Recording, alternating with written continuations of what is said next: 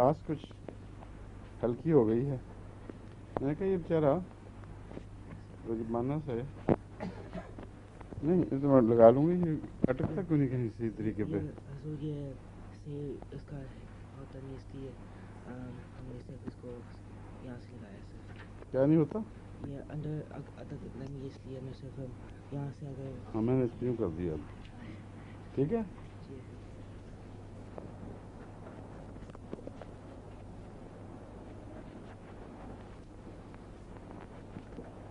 تو یہاں آنا چاہیے سر اس کے اندر. So right. ہاں کرتے ہیں چھوڑیں.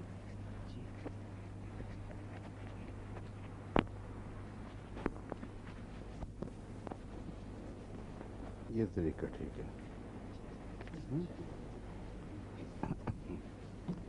اچھا یہ شروع کریں پھر آج.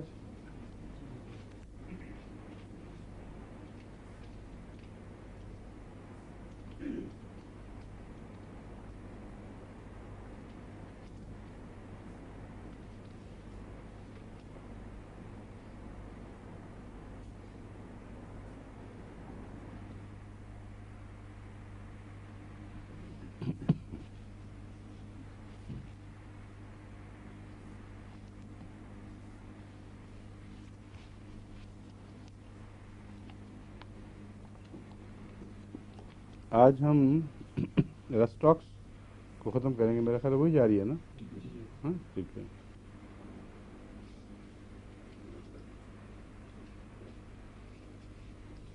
تقریباً سب بتا ہی چکا ہوں. میرا خیال شاید کوئی بات رہ گئی ہو.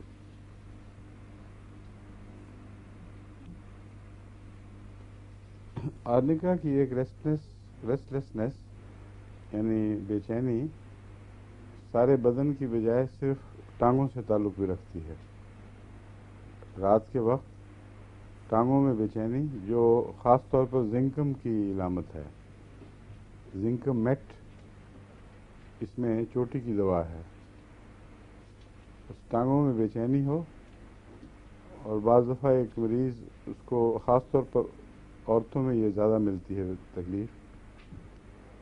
دیر سے اعصابی تناؤ ہو تو پھر وہ رات کو باہر پاؤں بستر سے نکال کے آپس میں رگڑتی رہتی ہیں دونوں پاؤں کو. یہ بے چینی کا مظہر ہے. اس میں اگر رومیٹک تکلیفوں کی وجہ سے ایسا ہو تو پھر رسٹاکس دوا ہے. اگر محض اعصابی وجہ سے ہو تو پھر وہ زنکم میٹالیکم 200 میں.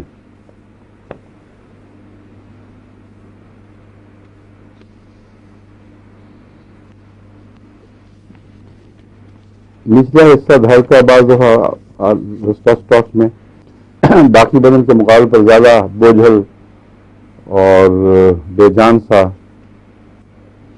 اور کچھ ہلکا اس میں دردوں کا احساس بھی رہتا ہے. رسٹاکس کی ٹپیکل علامت ہے. اور بھی بہت سی دواؤں میں ہے. اس لیے رسٹاکس کی اگر باقی علامتیں ملتی ہوں تو یہی دوا کافی ہو سکتی ہے.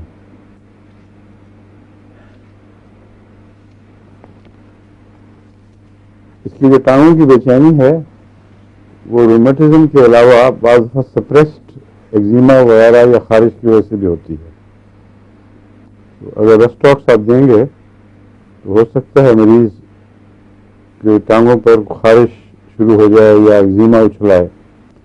تو اس سے گھبرانے کی ضرورت نہیں. بہت اچھی علامت ہے. عام طور پر ایگزیما وغیرہ اس قسم کی جلد کی بیماریاں جب دبتی ہیں تو گلینڈز پر یا نروس پر اثر ڈالتی ہیں. تو یہ بھی امکان ہے. یعنی ایک بے چینی کا تو یقیناً میرے تجربے میں ہے رومیٹک تکلیفوں سے تعلق ہے. لیکن بعض دفعہ دوائی دی جائے تو جسم کے اوپر جلد کے اوپر ٹانگوں میں ایگزیما کے یا اور کسی قسم کی دبی ہوئی جلدی مرض کے آثار ظاہر ہو جاتے ہیں اور وہ اسی سے پھر ٹھیک ہوتے ہیں. اس کو بدلنے کی ضرورت نہیں.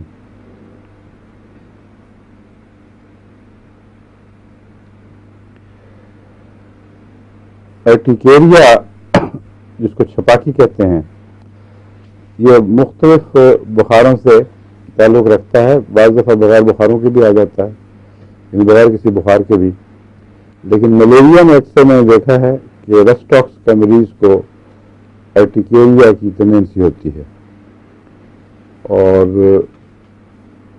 ملیریا میں آپ کو نسخہ میں پہلے دکھائی چکا ہوں، اس کو دہرانے کی ضرورت نہیں.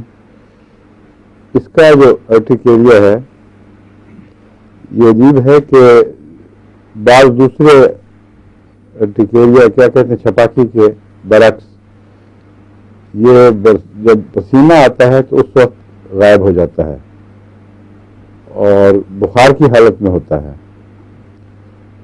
جبکہ عموماً جب پسینہ آتا ہے اس وقت ارٹیکیریا بعد میں شروع ہوتا ہے.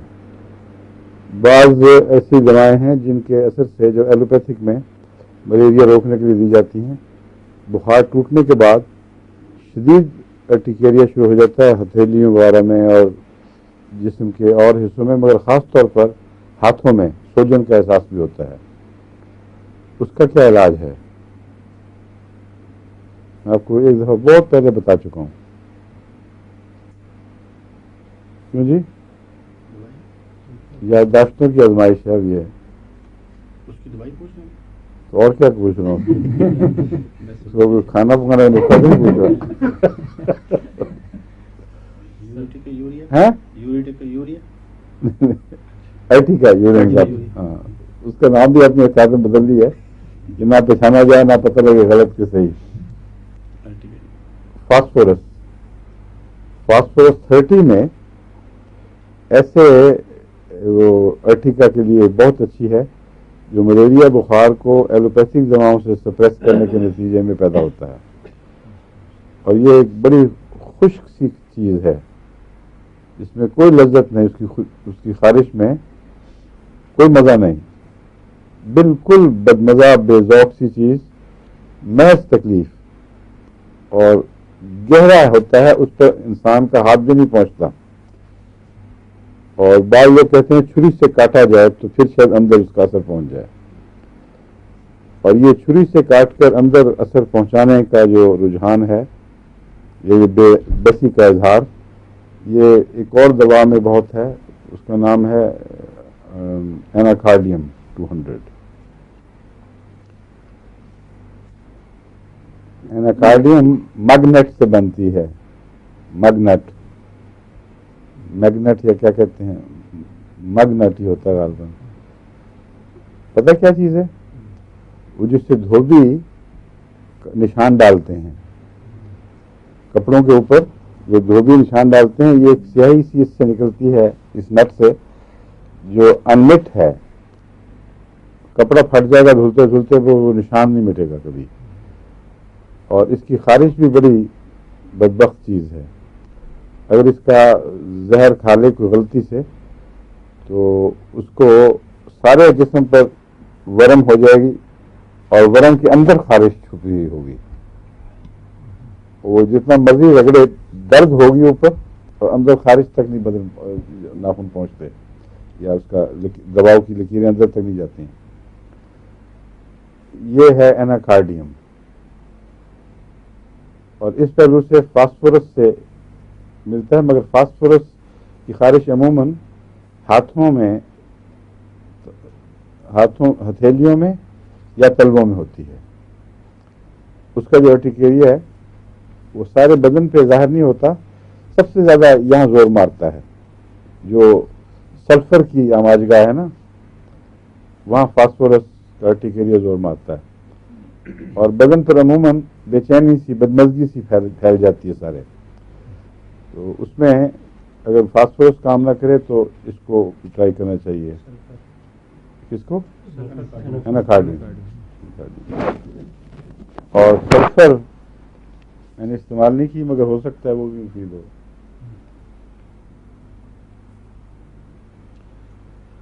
اصل میں ایناکارڈیم کو لوگ عموماً چھوٹے چھالوں سے ایسا باندھ دیتے ہیں کہ جب تک چھالے نہ نکلیں وہ سمجھتے ہیں ایناکارڈیم کا کیس نہیں ہے، حالانکہ چھالے بعد کی سٹیج ہے یا بعض خاص قسم کے حملوں میں نکلتے ہیں، ورنہ عموماً سب سے پہلی علامت اس کی یہی ہے، گہری خارش جس تک کھجلانے کی کوشش پہنچتی نہیں.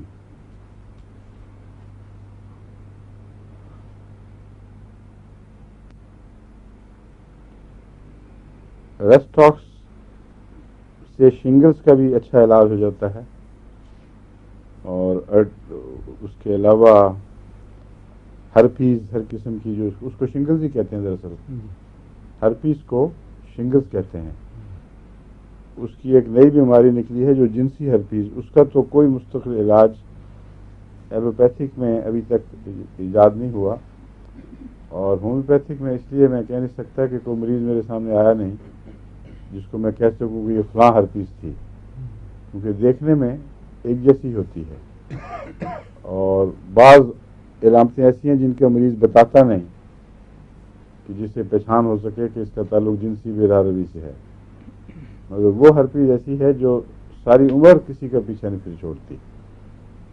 ایلوپیتھک میں اینٹی بایوٹکس دے کے ان کو ٹھیک کرتے ہیں، اور امریکہ میں ایک اسٹڈی ہوئی ہے جس سے پتہ چلتا ہے کہ 30% امریکنوں کو وہ ہرپیز ہو گئی ہے، اور وقتاً فوقتاً وہ ابھرتی ہے، پھر ان کو علاج کرانا پڑتا ہے، اور وہ ہرپیز سزا دینے میں سب سے زیادہ سخت ہے۔ دوسری ہرپیز بھی بڑی تکلیف دہ چیز ہے۔ آپ کو کبھی نکلی ہے کسی کو، ڈاکٹر صاحب ہرپیز کسی کو نکلی ہے ہرپیز؟ ہاں، پاکستان میں عموماً گرمیوں میں چونکہ اعصاب ایگزاسٹ کر جاتے ہیں اس وقت ہرپیز نکلتی ہے۔ میرے یہاں ہاتھ پہ نکلی تھی، اور ہمارے گھر میں بچوں کو سب کو تو نہیں، مگر بعضوں کو، بیوی کو نکلی تھی، مجھے نکلی تھی، اور بعضوں کو نکلی تھی، لیکن وہ ہرپیز اپنے کورس میں ٹھیک ہو جاتی ہے، عام طور پر 3 ہفتے یا مہینہ لیتی ہے، لیکن ہومیوپیتھک دوا دیں تو ہفتہ 10 دن میں ٹھیک ہو جاتی ہے، پھر دوبارہ نہیں ہوتی خدا کے فضل سے۔ لیکن وہ دوسری میں کہہ رہا ہوں وہ بار بار آنے والی ہے، وہ پتہ نہیں کہاں اس کے جراثیم ہیں جو، یا کوئی اور ایسی خرابی ہے جس تک ان کی دوائیں پہنچ نہیں سکتی۔ تو ہرپیز میں یہ ریسٹاکس چوٹی کی دوا ہے۔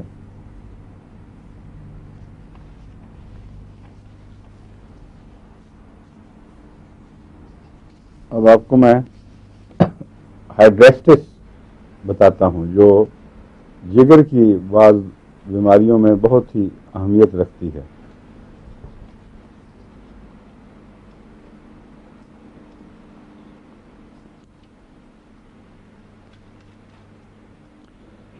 اس کا جگر سے بھی تعلق ہے اور جلد سے بھی تعلق ہے، اور میوکس میمبرین سے بھی، جس کا جلد سے تعلق ہوگا اس کا میوکس میمبرین سے بھی تعلق ہوگا۔ تو پہلے ہم اس کی سطحی علامتیں دیکھتے ہیں۔ السریشن جلد کے اوپر، اور السریشن اگر میلیگننٹ ہو جائے یا میلیگننسی کے آثار ہوں، گویا کینسرس ہو رہی ہے، اور کسی دوا سے جو آرام آنا چاہیے وہ رسپونڈ نہیں کرتی، اس میں ہائیڈریسٹس بہت اہم دوا ہے، کیونکہ ہائیڈریسٹس سے اللہ کے فضل سے میلیگننٹ السرز بھی قابو آ جاتے ہیں۔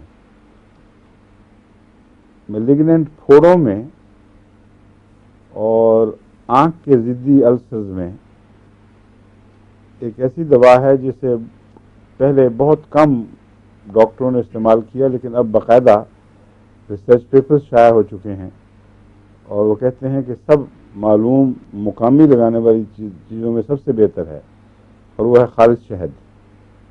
خالص شہد کا لیپ کیا جائے دن میں 2-3 دفعہ، جب کرتے ہیں تو پانی نکالتا ہے شہد، اور آنکھ کو اگر سلائی بھی لگائیں آنکھ میں تو پہلے وہ پانی نکالتا ہے پھر آرام دیتا ہے، اور یہ اسٹیبلشڈ فیکٹ ہے کہ وہ کینسر کے زخم جو گٹھلیاں بن کے پھٹتی ہیں اور زخم بنتے ہیں، جو کسی اور دوا کو رسپونڈ نہیں کر رہے تھے، شہد کی اپلیکیشن سے وہ ٹھیک ہو گئے۔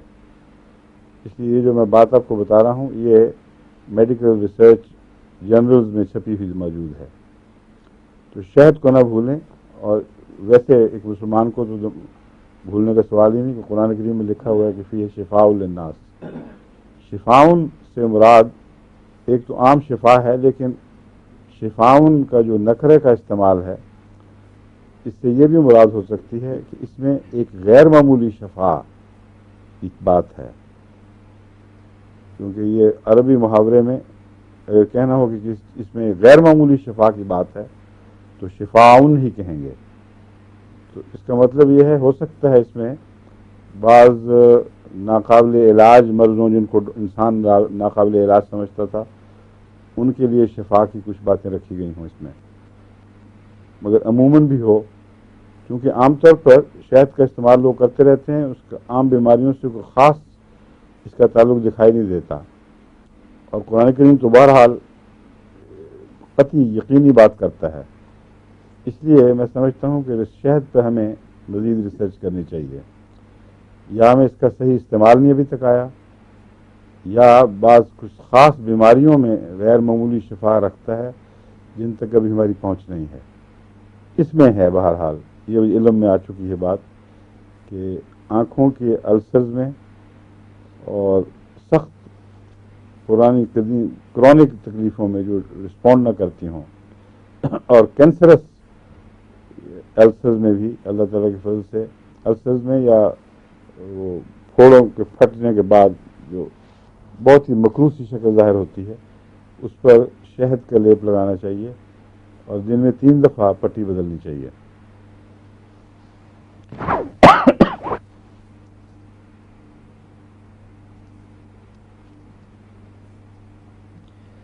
ہائیڈریسٹس چونکہ جگر کی بیماری ہے، جگر سے گہرا تعلق رکھتی ہے، اس لیے بھوک پر بھی اثر انداز ہوتی ہے اور ایک عجیب سی علامت پیدا کرتی ہے کہ گہری کھرچن سی بھوک کی لگتی ہے، اور اس کے ساتھ ہی کھانے سے سخت نفرت، یعنی کھانے کا نام بھی نہیں سنا جاتا اور متلی کوئی نہیں.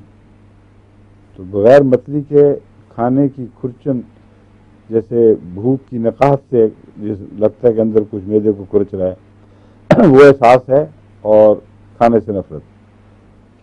یہ عجیب سی علامتیں بعض دواؤں میں دوسروں میں ملتی ہیں مگر مختلف طریق پر. لائکوپوڈیم میں تھوڑا سا کھایا بھوک بہت لگی ہے، تھوڑا سا کھایا بھوک بند، اور کولچیکم میں کھانے کی خوشبو سے بھوک بند، اور کریوزوٹ میں بھی کھانا تھوڑا سا کھا کر، اور بھی بعض دواؤں میں نام لیے تھے، یاد ہیں آپ کو؟ لیکسز میں بھی ہے یہ کچھ علامت، یہ ہے بھوک سے تعلق ہے کہ لیکسز میں بھی جلدی ختم ہو جاتی ہے. یا کوسٹیکم میں پتہ نہیں، سی پی اور فاسفورس میں ہے.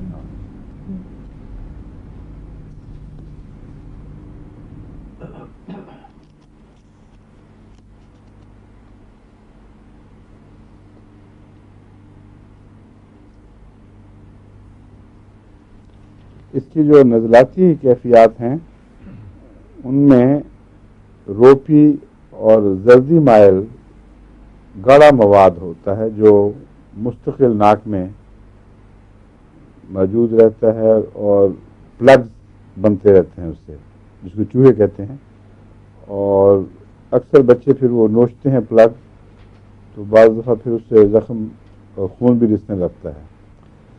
یہ عام طور پر ناک میں السرس کے نتیجے پیدا کرتا ہے، اس لیے یہ مستقل کرونک نزلہ سا بن جاتا ہے. اور چونکہ یہ کینسر کے السر میں مفید ہے، ناک کے بھی اس قسم کے السر میں مفید ہے. لیکن ناک کے کینسر میں اس کو ابھی میں نے استعمال نہیں کر کے دیکھا. فائٹولاکا کسی کو بھیجا تھا ایک کیس کو جن کو ناک کا کینسر تھا، فائٹولاکا کا نام اس میں مشہور ہے. لیکن یہ جو نقشہ کھینچا جاتا ہے کتابوں میں، اس سے بعید نہیں کہ ہائیڈریسٹس کو بھی ناک کے کینسر میں استعمال کیا جائے تو فائدہ ہو.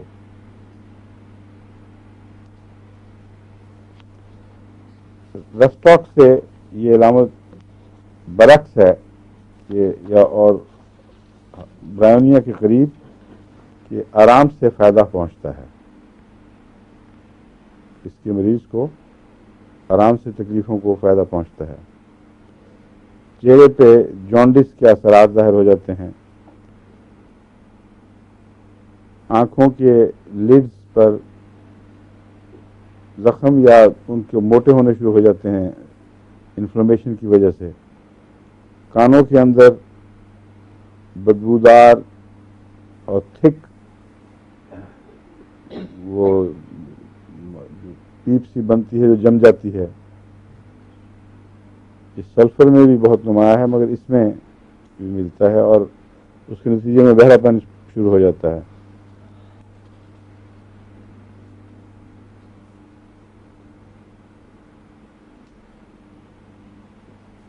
اس کا جو ناک بہنا ہے وہ کمرے میں اس سے آرام آتا ہے اور باہر نکل کے کھلی ہوا میں وہ بڑھ جاتا ہے۔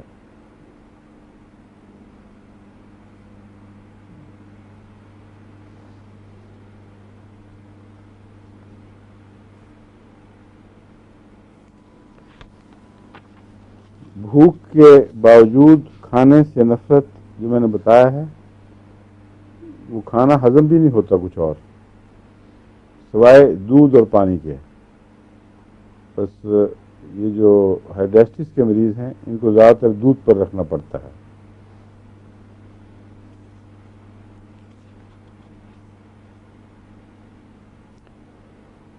کریمپس پڑتی ہیں،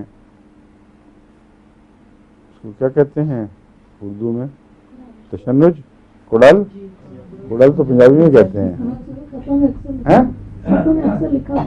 اکثر پنجابیوں کے خط ہوتے ہیں کڑل، ہاں تشنج اینٹھن کہتے ہیں اصل میں، اردو میں کہتے ہیں اینٹھن، اینٹ جاتی ہے چیز اور تشنج ہو جاتا ہے اعصاب میں۔ اس کا السریشن کا تعلق اس کی پائل سے، مریضوں کے پائل سے بھی ہے۔ جن مریضوں کو پائلز ہوں اور السریٹو پائلز ہوں، ان میں ضد ہو لمبا عرصہ چلنے والی، ان میں یہ دوا بھی غور کے لائق ہے۔ پیٹ میں فلیچولنس، ہوا بہت ہوتی ہے اور ڈسٹینشن ہوتی ہے۔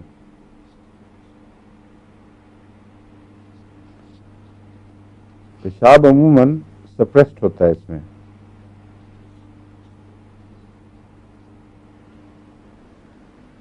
اور بدبو آتی ہے سارے جسم سے، حصے میں پیشاب کم ہونے کی وجہ سے پیشاب کی بھی بدبو بھی زیادہ اور سارا جسم ہی بدبودار ہو جاتا ہے۔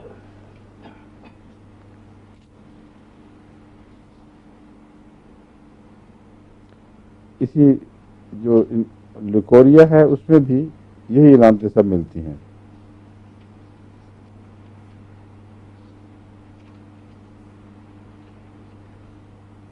لیرنگس کی ٹکلنگ اس میں بھی بڑی نمایاں ہے۔ کھانسی اٹھتی ہے تو یہاں اندر ٹکلنگ سے، یہ ٹکلنگ والی جو دوائیں ہیں کافی ہیں، ان کا جو فرق ہے وہ صرف ٹریکیا کی علامتوں سے نہیں ہو سکتا، ارد گرد کی علامتوں سے ہوتا ہے۔ ٹکلنگ میں نمایاں کون کون سی ہیں؟ اور رسٹوٹس، ہیلیم سیپا اور سلفر بھی، سب ٹھیک ہے۔ اور یہ خود یہ بھی کیا چیز؟ ہاں آپ کیا کہہ رہی ہیں؟ فاسفورس بھی ہوتی ہے ٹکلنگ والی۔ فاسفورس کی جو ٹکلنگ ہے اس میں اضافہ ہوتا ہے ہنسنے سے۔ ہنسنا عام طور پہ کھانسی کو اگراویٹ کرتا ہے، لیکن فاسفورس میں یہ بات ہے کہ اگر نہ ہنسے انسان تو کافی بہتر رہتا ہے، ہنستے ہی ایک دم کھانسی چھڑ جاتی ہے، اور بعض لوگوں کو کھانسی چھڑی رہتی ہے، ٹکلنگ ہوتی رہتی ہے، ہنسنے سے مزید اضافہ ہو جاتا ہے۔ اس لیے جی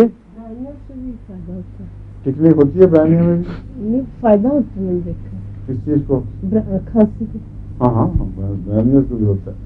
فاسفورس اور برانیہ بعض دفعہ لنگس کی بیماریوں میں آلٹرنیٹ دیتے ہیں بعض لوگ روٹین کے طور پہ، اور اچھا فائدہ اٹھاتے ہیں، مگر روٹین کے طور پر فاسفورس کو دینا مضر ہے، کیونکہ اس کے اثرات بہت گہرے ہوتے ہیں اور محض آنکھیں بند کر کے روٹین دواؤں میں شامل کرنا جائز نہیں ہے۔ اس کی علامتیں دیکھ کر اس کے مطابق دینا چاہیے۔ اب فاسفورس میں مثلاً بعض دفعہ یہ بلڈ کو ٹھیک کر دیتی ہے، اور یہ چیز جو ہے وہ اور کئی خطرناک چیزوں پہ منتج ہو سکتی ہے. خون گاڑھا ہو جاتا ہے. اس کی وجہ یہ ہے کہ یہ جو ہیمریجز کی جریان خون کی بہترین دوا ہے فاسفورس.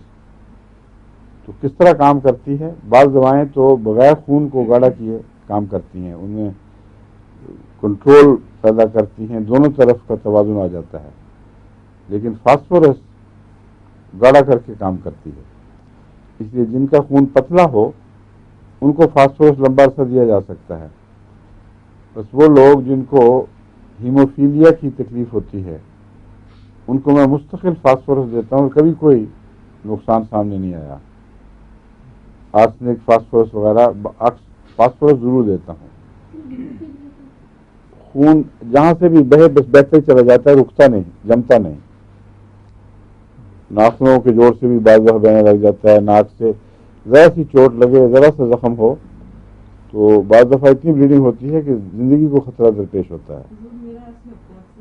جہاں سے بھی نا تو پھر بند بھی نہیں ہوتا، دو تین دن بعد ایک بار. واقعی تو اب اللہ فضل کرے آپ فاسفورس ضرور شروع کریں، فوراً شروع کر دیں. 30 میں فاسفورس کو اس احتیاط کے ساتھ کہ اگر یہ سہولت ہو چیک کرنے کی یا علامتوں پر نظر ہو کہ وہ خون کو زیادہ گاڑھا نہ کر رہے ہو، دے دینا کوئی حرج نہیں. مگر یہ جو روٹین ہے اس میں کوئی پتہ نہیں کہ کیا ہو جائے. مجھے پہلے پتہ نہیں تھا یہ کس طرح کام کرتی ہے، لیکن ایک میں نے کولیسٹرول کو کم کرنے کا جو نسخہ بنایا تھا اس میں فاسفورس ڈالی تھی، کیونکہ فاسفورس بھی کولیسٹرول کو کم کرتی ہے لیکن خون کو پھر بھی گاڑھا کرتی ہے. عجیب بات ہے. چنانچہ جن مریضوں کو ان کا کولیسٹرول گرا اور کچھ عرصے کے بعد یہ شکایت ہوئی کہ خون ٹھیک ہو گیا ہے کولیسٹرول کے بغیر ہی، یعنی اس کی پرسنٹیج بہت بڑھ گئی ہے، 17% یا 18% ہو گیا. تو ڈاکٹرز جو دل کے مریض تھے ان کو متنبع کر رہے تھے کہ اس کو ٹھیک کرو، گاڑھا خون ٹھیک نہیں ہے تمہارے لیے. تو اس وقت پھر مجھے 1 2 3 مریضوں سے جو رپورٹیں ملیں پھر سمجھ آئی، ان کے نسخے سے فاسفورس نکال دیا تو ٹھیک ہو گیا. اس میں دوسری چیز کیا تھی؟ 2 3 دوائیں تھیں پہلے، اور کولیسٹرینم. یہ 3 تھیں.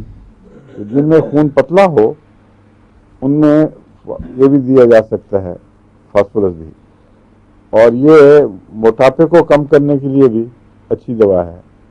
فاسفورس نہیں، وہ 2 دوائیں تو کولیسٹرول کو بھی کم کرتی ہیں اور موٹاپے کو کم کرتی ہیں. تو اور سیف نسخہ ہے موٹاپے کے لیے. کیا کیا چیز ہے؟ فائٹولاکا اور کولیسٹرینم. ٹھیک ہے. کیا؟ ہاں فائٹولاکا بیری، وہ یاد تھا کہ یاد کرا دیا. اور ایک سلیم نے فائٹولاکا دوسرا دینا شروع کر دیا تھا. فائٹولاکا کی 2 قسمیں ہیں. ایک فائٹولاکا عام کہلاتا ہے، اس کے ساتھ کیا لفظ لگتا ہے؟ ہاں دیکھ لیں کتاب میں. اور ایک ہے فائٹولاکا بیری. جو فائٹولاکا میں دیتا ہوں اس کے لیے کولیسٹرول لیول کم کرنے کے لیے، اس میں وہ عام فائٹولاکا ڈالا جاتا ہے. اور جو موٹاپا کم کرنے کے لیے ہو اس میں فائٹولاکا بیری ڈالنی پڑتی ہے. کولیسٹرینم اور فائٹولاکا بیری. بس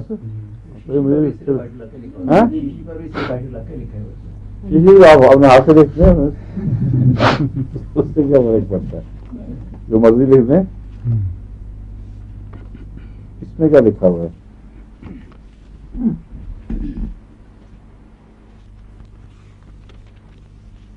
فائٹولاکا یہ روٹ ہے، اصل میں پوک روٹ، وہ بیری ہے. فائٹولاکا بنیادی طور پر ایک ہی چیز ہے، مگر ایک اس کی روٹ جڑیں استعمال ہوتی ہیں ایک قسم کے مرضوں میں، اور دوسری قسم کے مرضوں میں اس کی بیریز، بیر جو لگے ہوتے ہیں اوپر. تو جہاں جسم کم کرنا ہو وہاں بیر استعمال کیے جاتے ہیں بیری.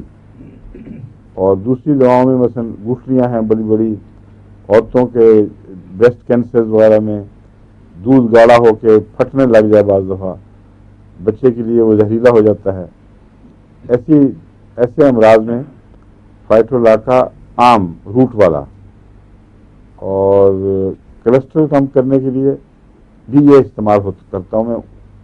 روٹ والا بیری نہیں کبھی کیا. بیری موٹاپے کے لیے مفید ہے، سمجھ گئے؟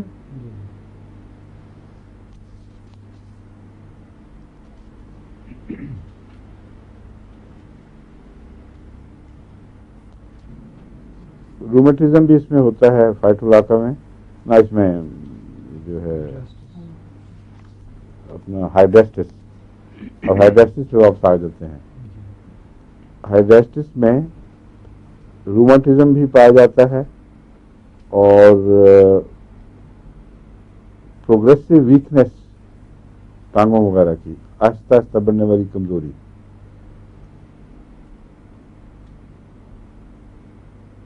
اور اس پہلو سے یہ رسٹاک سے ملتا ہے.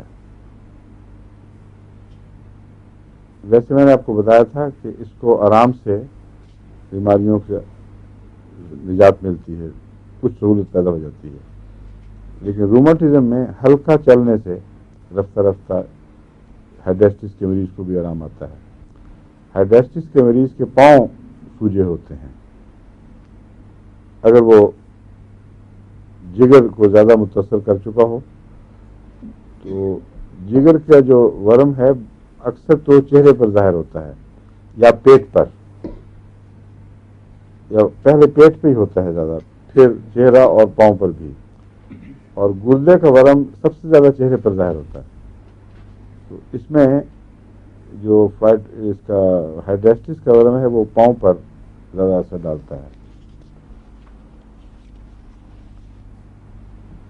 ایک اور ایج کی دوا ہے ہائرسیمس. میں تو ہائرسیمس پڑھتا ہوں. ہائرسائمس ہے یا ہائرسیمس ہے؟ ہائرسائمس.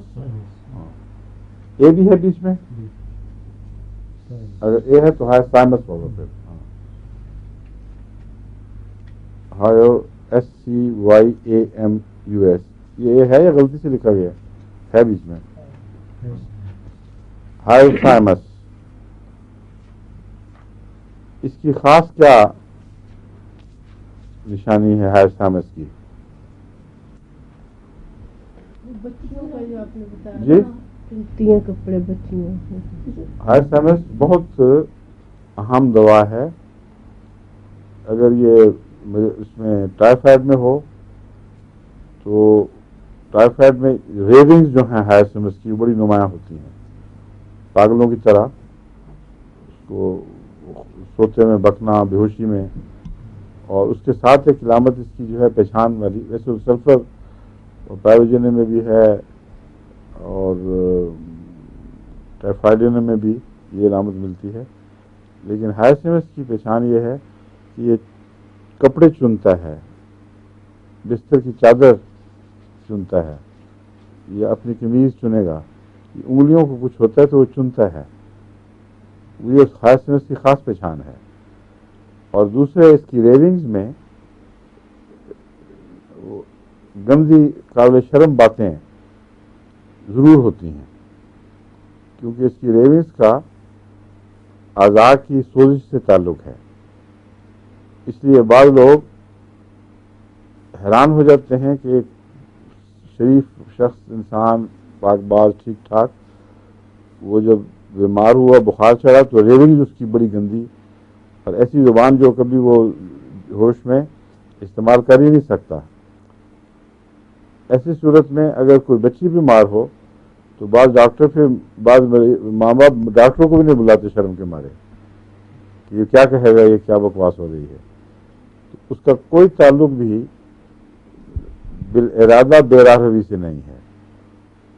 یہ ہائرسائمس کی خاص علامت ہے کہ یہ جب سوزش پیدا کرتا ہے تو ایسے اعضاء میں سوزش پیدا کرتا ہے جن کا دماغ سے یہ رشتہ ہے کہ ایکسائٹ ہو کر پھر وہ باتیں بےہودہ کرتا ہے جو اس کی اس کے جذبات سے تعلق نہیں رکھتی. یہ ایکسائٹمنٹ جو ہے یہ بیماری کی ہے. یہی ایکسائٹمنٹ کینسرس میں بھی پائی جاتی ہے.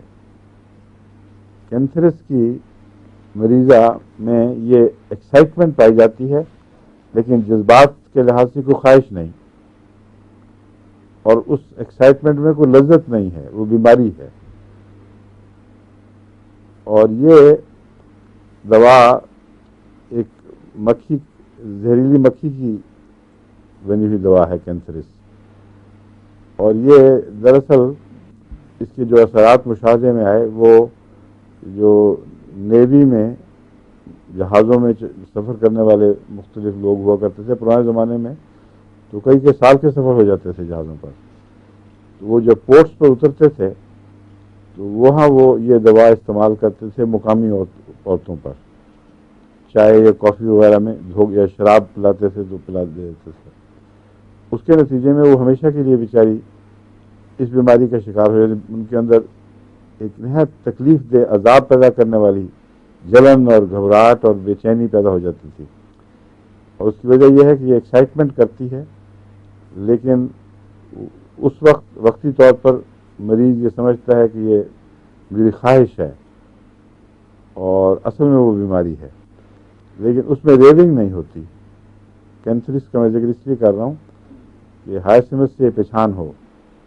اس میں سوتے میں وہ ریونگز نہیں ہیں, لیکن ہائرسیمس کے مریض کو جاگتے میں نہیں ہے, سوتے میں ہی یہ تکلیف اس کی ظاہر ہوتی ہے, اور وہ بے ہوشی کے دوران خاص طور پر.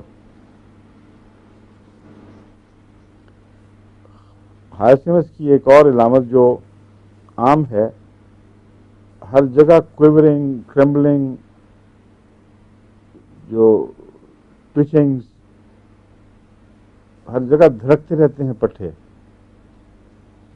کبھی یہاں پھڑکا کبھی وہاں پھڑکا, اور اس کے ساتھ آدمی مریض وہاں ہاتھ مارنے کی کوشش کرتا ہے کیونکہ اس ٹوچنگ میں بے چینی ہے. اعصاب کسی جگہ یوں جس طرح وہ شعلہ سا اٹھتا ہے اس طرح وہ ایک تشنج کی کیفیت, چھوٹا ٹوچنگ, جیسے سوئی کا یعنی ٹانکا لگاتے ہیں نا عورتیں, تو اس سے جو احساس ہوتا ہے وہ بھی احساس پیدا ہوتا ہے, اور مسلز میں بڑے تشنج بھی پیدا ہوتے ہیں. تو ہائرسیمس کے سارے مریض میں یہ علامتیں بڑی نمایاں ہیں, ٹویچنگز, کنولشنز, کریمپس, اور ویسے اعصاب کا دھڑکنا.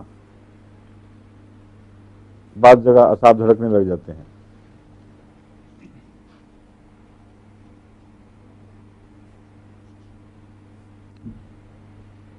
اس کا مریض بھی وہ جس طرح میوریٹک ایسڈ کا مریض کمزوری کی وجہ سے بستر سے تکیے سے پھسل کے نیچے آ جاتا ہے, ہم جو تکیے پہ سر رکھتے ہیں تو خیال یہ نہیں ہوتا کہ ہم نے کچھ تھوڑا سا بھی اس میں زور یا ارادہ کا دخل ہے ہمارے ارادے کا, مگر واقعہ یہ ہے کہ تکیے پر سر قائم رکھنا بھی ایک معمولی بالارادہ کوشش کو چاہتا ہے, ورنہ تھوڑی دیر کے بعد سر ڈھلک کے لیول پہ آ جائے گا. تو یہ باتیں زیادہ تر میوریٹک ایسڈ کے مریض میں اور ہائرسیمس کے مریض میں نمایاں ہو جاتی ہیں, کیونکہ وہ بار بار نرس ان کو تکیے پر اونچا کرے گی, ہٹائے گی, تھوڑی دیر کے بعد دیکھیں گے کہ سر کر نیچے آ گئے.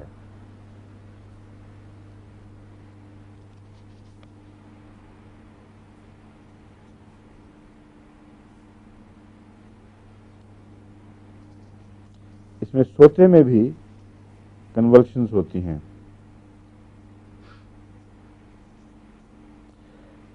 خاص طور پر عورت جب وہ لیبر میں جاتی ہے پیدائش کے وقت, اس وقت اگر ہائرسیمس کا پتہ نہ ہو اور اس کو پہلے دے نہ دی گئی ہو تو خطرہ ہوتا ہے کہ بہت خطرناک قسم کی کریمپس اور کنولشنز پیدا ہو جائیں گی.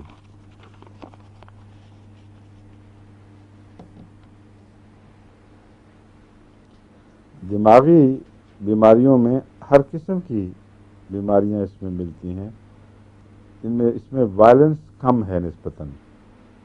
بیلاڈونا میں وائلنس بہت زیادہ ہوتی ہے, لیکن کبھی کبھی اس میں بھی وائلنس آ جاتی ہے, لیکن ہیلوسینیشنز illusions, delusions, جتنے بھی نام آپ کو یاد ہیں استعمال کریں تو اس کے دماغ میں مل جائیں گے. تصور بعض دفعہ سمجھتا ہے اس طرح میرے پاس کوئی کھڑا ہے آدمی, اور وہ مڑ کے دیکھے گا اور اس وقت جانتا ہے کہ یہ کوئی نہیں ہے, لیکن اس کو کہتے ہیں ڈیلیوژن. اور ایلوژنز بھی ہوتے ہیں, ایک سامنے آدمی آگے آنکھوں کے سامنے اور جانتا ہے کہ وہ نہیں ہے. اور ہیلوسینیشنز ہوتی ہیں وہ جن میں واقعتاً سمجھتا بھی ہے کہ آ گیا ہے, اس سے باتیں کرتا ہے, سمجھتا ہے کہ وہ میرے پاس موجود ہے, اس کو ہیلوسینیشن کہتے ہیں. تو یہ تینوں قسم کی ذہنی بیماریاں ہائیڈروسیمس میں بڑی نمایاں طور پر پائی جاتی ہیں.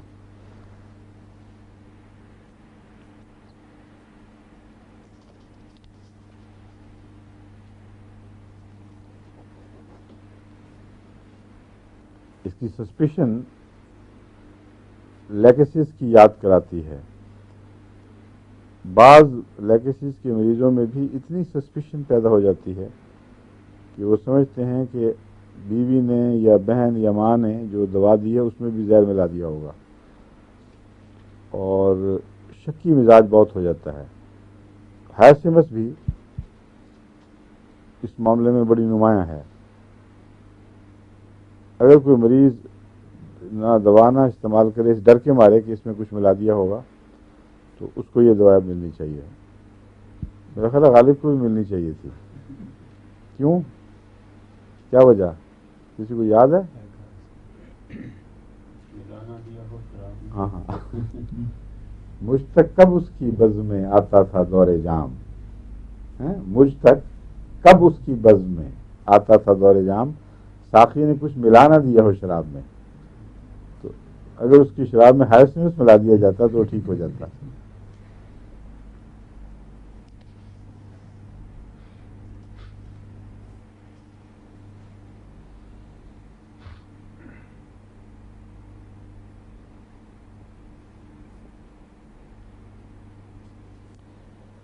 اور نیم بے ہوشی میں اپنے آپ سے باتیں کرنا, اور پھر بہت تیز چیخ مارنا. یہ جو خود بخود باتیں کرنا ہے, یہ تو بعض دفعہ عام آدمیوں کو بھی عادت ہوتی ہے, بعضوں کو آپس میں باتیں کرتے رہتے ہیں. لیکن اس کی علامت ہے بیماری کی کہ ایکسائٹمنٹ دماغ میں کوئی ہے جو کئی دفعہ اندر کوئی لگتا ہے کوئی جھٹکا لگاتی ہے, کوئی جیسے پروب کر رہا ہے کسی چیز سے, تو اس سے تیز چیخ نکلتی ہے. اور یہ جو کپڑے پک کرتا ہے, چیزیں چنتا ہے, بعض دفعہ انگلیوں کو بھی چنتا رہتا ہے جیسے ان کے اندر کوئی چیز ہو. اور بعض مریض ایسے ہیں جو ہر وقت چنتے ہی ہیں. نعیم ہے نا, خواجہ نعیم آپ کا عزیز, اس کو یہ تکلیف ہے بیچارے کو. پتہ نہیں اب ہے کہ نہیں, پہلے ہوتی تھی نماز میں ساتھ کھڑا ہونا تو کھڑے کھڑے یوں نظر آئے, یوں کر کے ایک چیز اٹھائی پھینک دی, یوں کر کے وہی مسجد میں پھینک دیتا تھا. وہ کسی کو اور کو نظر نہیں آ رہی, کوئی اس کے سر ایسی کوئی چیز ہو نا, سیاہی مال چیز یا کوئی سفیدی سی الگ رنگ کی, تو رکو گیا ہوا ایک دم وہ چھوڑ کے تو یہ چیز اٹھائی چن کے یوں پھینک دی مل کے. یہ بیماری ہائرسیمس کی ہے.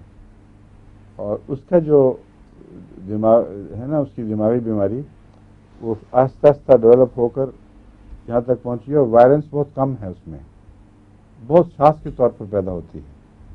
اس لیے اس کو ہائرسیمس استعمال کرنی چاہیے. سن رہے ہوں گے, ربا میں کوئی دلوا دیں گے اس کو, سوائے سے اس کو شک پڑ جائے کہ اس میں کوئی زہر ملا دیا ہے. کیا حال تھا اس کا, کچھ پتا ہے آپ کو؟ کب دیکھا تھا آپ نے؟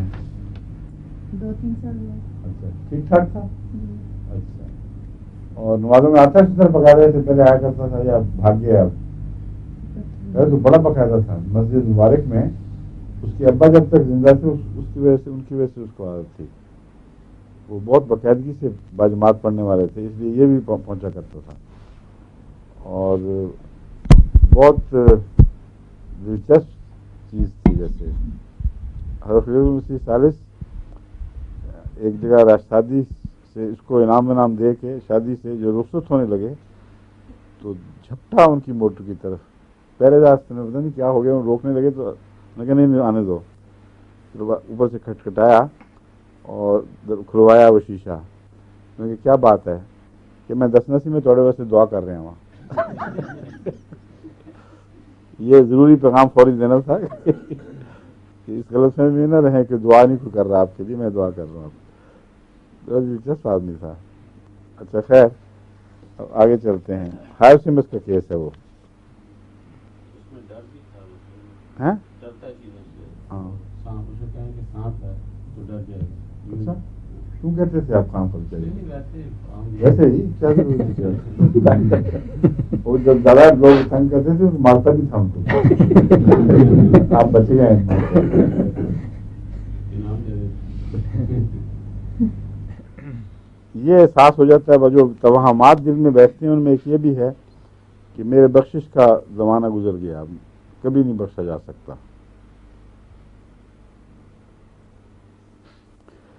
بعض دفعہ فرضی جرائم کا خیال بھی آ جاتا ہے، ہو سکتا ہے اس کی وجہ سے یہ ایگزیجریشن ہو، کبھی کہتا ہے کہ میں نے قتل کیا ہوا ہے، کہ میں نے فلاں جرم کیا ہوا ہے، کچھ نہیں کیا ہوتا، بس دماغ میں وہم ہے صرف۔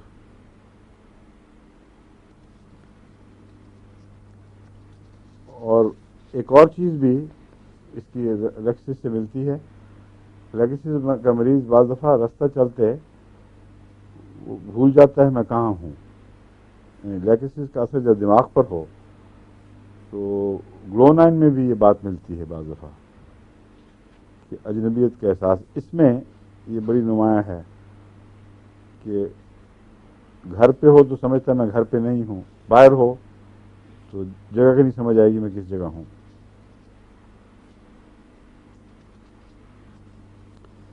اس کی ایک چیز ایسی ہے جو اس سے ملتی ہے ہلکائے کتے کے کاٹے سے، یعنی پانی کے بہنے کی آواز اس کو ہجان پیدا کر دیتی ہے اور خوف پیدا کرتی ہے پانی کا۔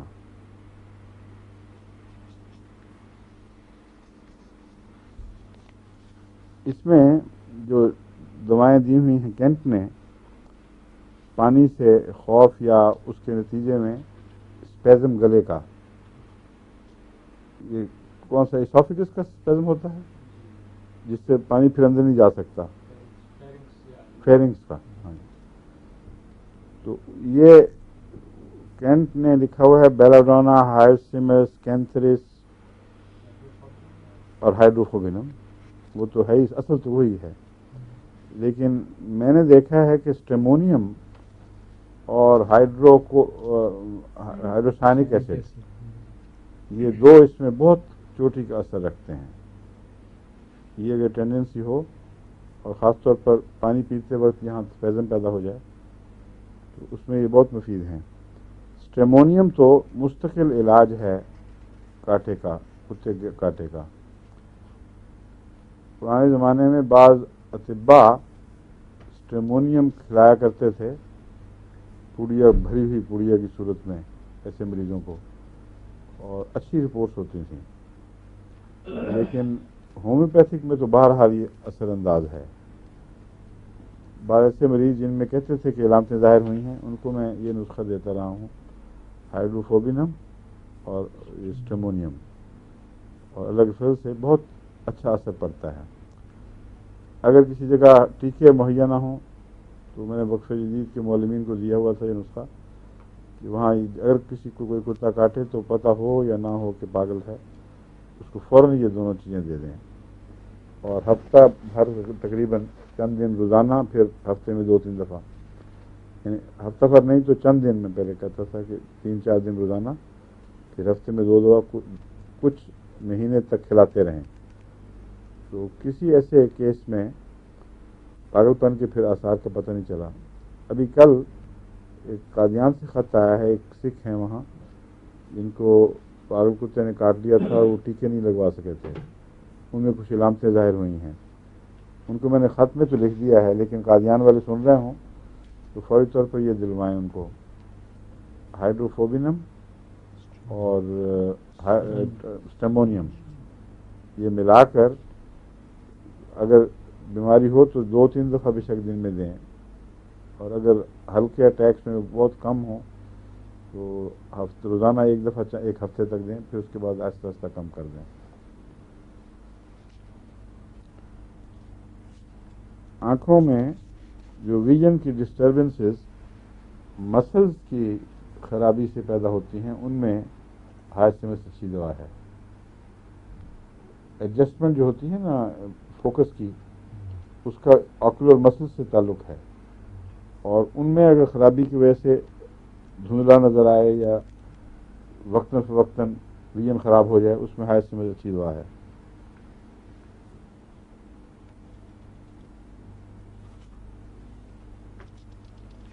لاک جا بھی اس سے بعض دفعہ ہو جاتا ہے بخار کے دوران، اس کو دندل پڑنا کہتے ہیں، اور منہ خشک اور بدبودار، زبان سرخ یا براؤن، خشک اور کٹی پھٹی،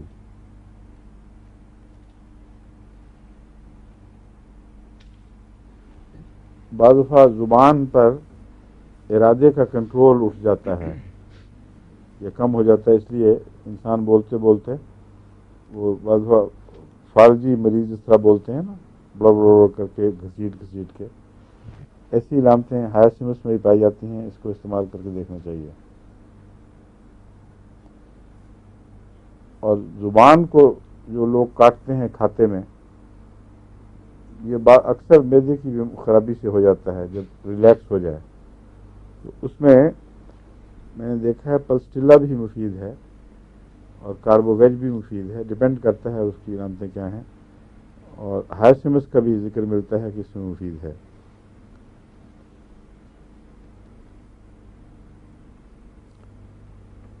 معدہ پھیل جاتا ہے،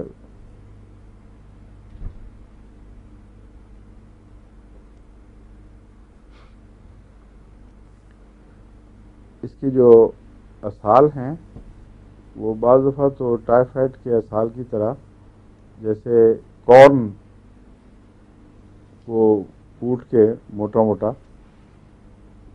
اس کو ملا دیا جائے، تھوڑا سا پانی ملا دیا جائے، اس قسم کے اسہال اس کے ہوتے ہیں۔ کارن کوٹا ہوا کارن دیکھا ہے نا کبھی، اور بعض دفعہ بچوں کو اگر کارن زیادہ کھا لیں تو بغیر ہضم ہوئے وہ نکلتے ہیں اسٹول میں، وہ اسٹول جو ہیں وہ اس کی یاد دہانی یاد کراتے ہیں، یعنی اس قسم کے اسٹول مراد ہے، وہ بیماری نہیں ہے۔ یہ جو کارنز کی جلد ہے مکئی کے دانوں کی، یہ ہضم کے لحاظ سے بہت مشکل ہے، اس کا اندر کا مواد ہضم ہو جاتا ہے، جلد باقی رہ جاتی ہے، تو بعض دفعہ صحت مند آدمی کو بھی اجابت میں اگر زیادہ چھلیاں کھائی ہوں تو اس کے چھلکے خالی کثرت سے لپٹ کے آتے ہیں، تو اگر وہ مکئی نہ کھائی ہو اور پھر ایسی شکلیں نظر آئیں تو وہ ہائسمس کی علامت ہے۔ اور بعض دفعہ پانی والا بغیر کسی مادے کے خون ملا ہوا اسہال بھی آتا ہے بعضوں کو، تو اس میں ہائیڈروسٹائڈسٹس پیدا دے سکتی ہے، کیونکہ اس کا اعصابی فالج سے بھی تعلق ہے، یعنی جیسے لاک جا ہو جاتا ہے، تشنج ہو جاتا ہے، اس میں ایک یہ بیماری بھی بن جاتی ہے کہ بغیر علم کے پیشاب یا خطا یا پخانہ یہ آ جاتے ہیں اور علم نہیں ہوتا مریض کو، تو یہ بہت تکلیف دہ بیماری ہے۔ بعض ایسے مریض میں نے دیکھے ہوئے ہیں، وہ بیچارے بالکل بے اختیار ہوتے ہیں، مگر پھر وہ باہر نکلنا ہی چھوڑ دیتے ہیں ڈر کے مارے، کیونکہ پیشاب بھی آئے گا تو پتہ نہیں لگے گا، پخانہ بھی آئے گا تو پتہ نہیں لگے گا، یہ بے حسی پیدا ہو جاتی ہے اور مسلس کے اندر کنٹرول نہیں رہتا۔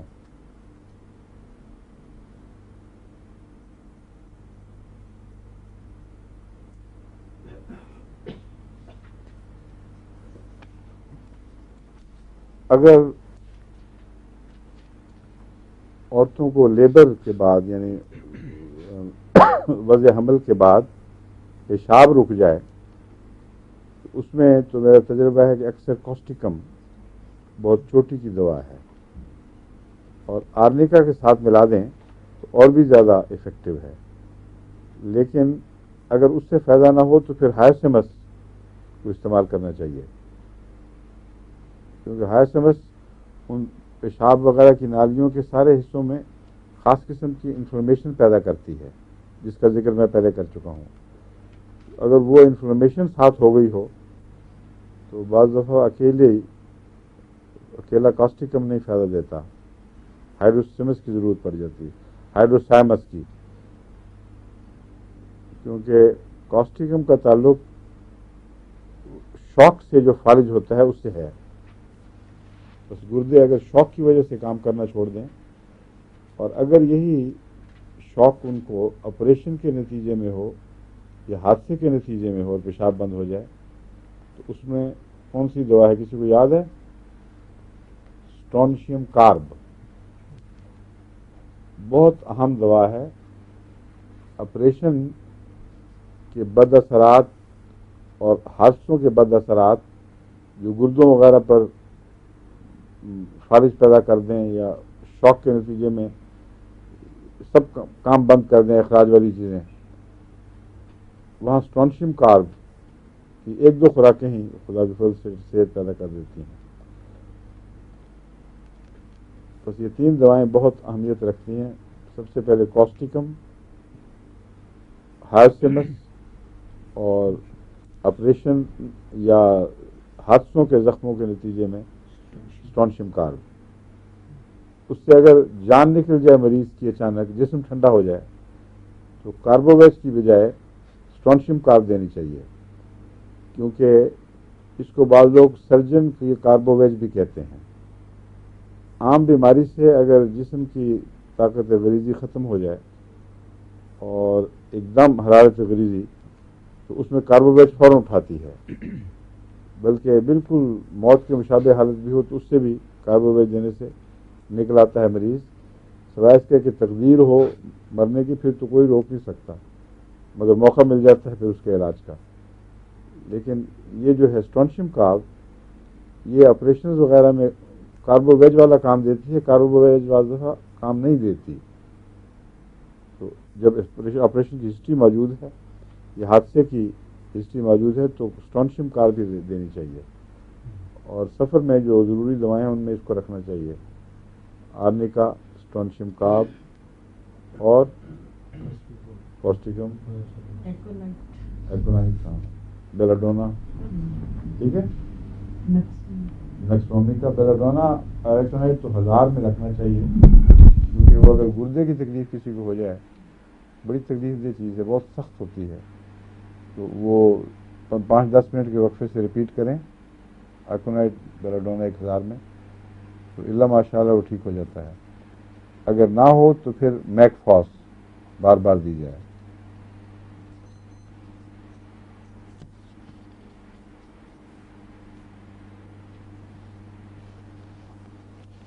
آج تو کافی دوائیں پڑھا دی ہیں آپ کو. میں ان کی انگلی پہ ہائرسمس کا اثر ہے، اٹھ نہیں رہی ہے. اچھا، شکریہ. اب چھوٹی سی دعا شروع کرتے ہیں. للیم ٹگرینم. یہ اکثر عورتوں کی دوست ہے للیم ٹگرینم،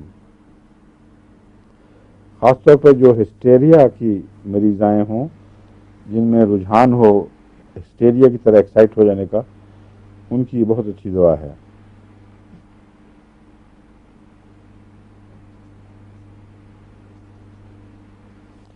اس کی ایک عجیب علامت یہ ہے کہ بعض دفعہ گلے سے اور بعض دفعہ معدے سے نیچے کی طرف کھینچے جانے کا احساس پیدا ہوتا ہے. یعنی گلے سے جیسا کوئی ڈریگ ڈاؤن کر کے بھی پل کر رہا ہے، نیچے کی طرف کھینچ رہا ہے، یا معدے کو وہ نیچے کی طرف کھینچ رہا ہے.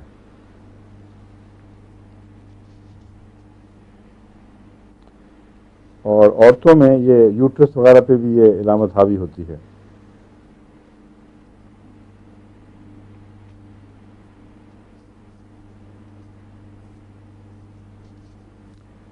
فنیٹیکل ریلیجس آئیڈیاز کا رجحان ہو اور اس سے انسان ٹورمنٹ ہو ہسٹیریا کا مریض تو اس کے لیے اچھی ہے، ورنہ یہ مولوی کے کام کی دوا نہیں ہے، ان کی بیماری اور ہے.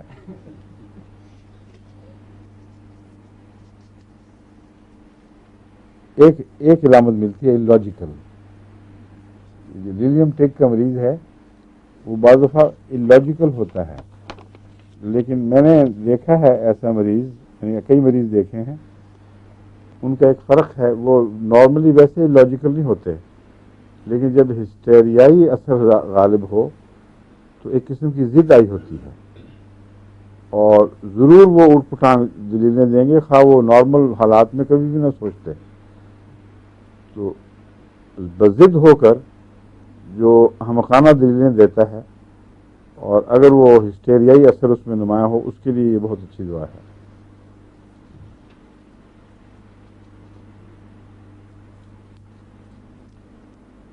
اس کی ہسٹیریا کے ساتھ اس کی مشابہت ہے ہائرسمس کے ساتھ، اور جو جنسی اعضاء ہیں ان کے ساتھ بھی ہائرسمس سے اس کی بہت مشابہت ہے.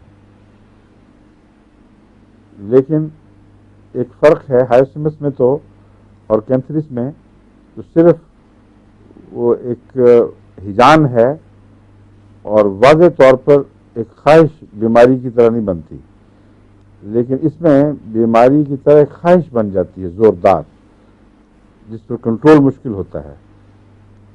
اس کے لیے یہ لیلیم ٹیگ اچھی دوا ہے.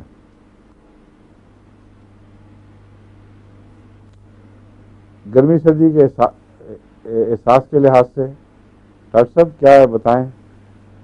آپ کے ایک ساتھی بھاگ گئے ہیں، کیا وجہ؟ وہ زیادہ اونچے نکل گئے ہیں؟ رشید برمی صاحب، ہاں وہ میں خیال سمجھتے ہیں ویسٹ آف ٹائم ہے ان کو یہاں. پہلے تو کافی آتے تھے شوق سے. آپ بتائیں جی، کس سے اس کی جو عمومی گرمی سردی کے احساس کی علامت ہے کس سے ملتی ہے؟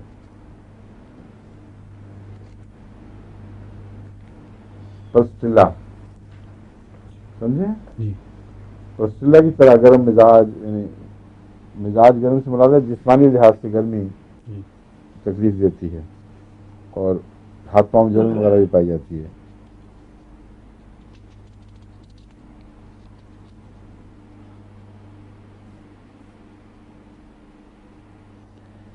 اس کی سر درد میں عموماً روشنی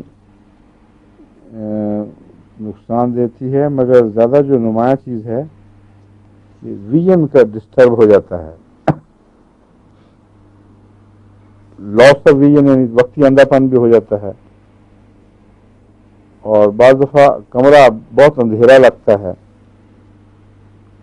آنکھ کا فوکس نہیں ہوتا. کنجکٹائوا بھی اس کی علامتوں میں ملتے ہیں آنکھوں میں.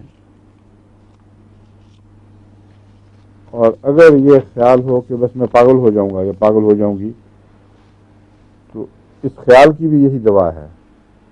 بعض لوگوں کو خیال ہوتا ہے بس مجھے کچھ ہو جائے گا، میں کریزی ہو رہی ہوں، تو اس کی یہ اچھی دوا ہے.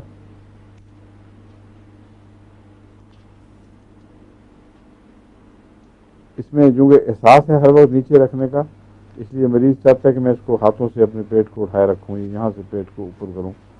اوپر کرنے کی ٹینڈنسی یہ بتاتی ہے کہ ہر وقت ایک احساس ہے کہ نیچے چیزیں ڈوب رہی ہیں.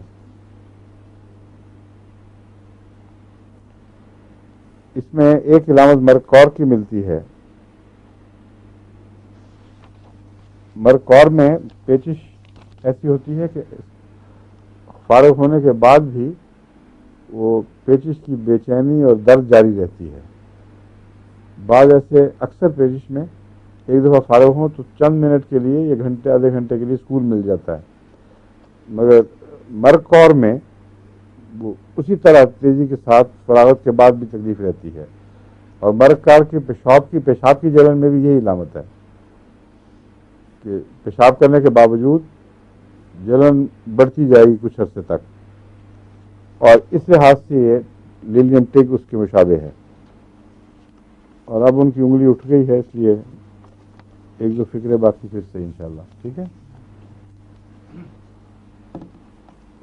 لو جی آج کافی ہو گئی ہیں. تشریف